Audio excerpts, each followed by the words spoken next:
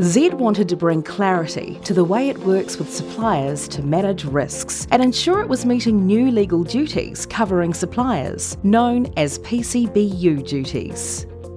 The company adopted an innovative approach to achieve this. Primarily, we've achieved real clarity. The whole notion of PCBUs and linking that to risks in our contractor relationships enabled certainly me in my role to get very, very clear on what mattered and frankly in some cases what didn't matter to Zed. It may actually be a focus for somebody else. To achieve this clarity, the company went through a 4-step process. First, it created a risk map of its supply chain. So risk rating the value chain was as simple as breaking it up into very, very small pieces, and for each of those pieces saying actually what is the risk that's taking place here from an operational perspective.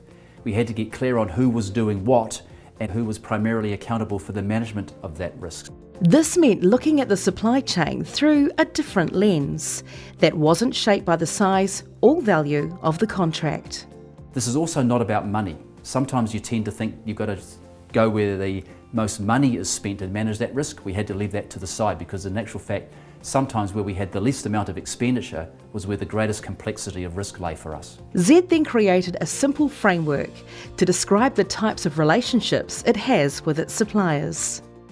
By the time we broke these risks down into their small parts, we realised we had 6 buckets of risks or types of relationships that we had with contractors. The next step was to use a RACI matrix to decide who was in each bucket and who actually managed the risks. And what that meant was for each of the different buckets, or each of the categorisations within the organising framework, we understood who would be responsible for a certain aspect of health and safety management. When we did that matrix across 6 categories of the organising framework and 7 areas of health and safety management, we ended up with a really good picture of how to actually operationalise the framework for every one of our suppliers in our business. Zed then developed 6 clauses, one for each type of relationship, and inserted them into its contracts with suppliers. We didn't just land this on our suppliers and say, here's a new way of working.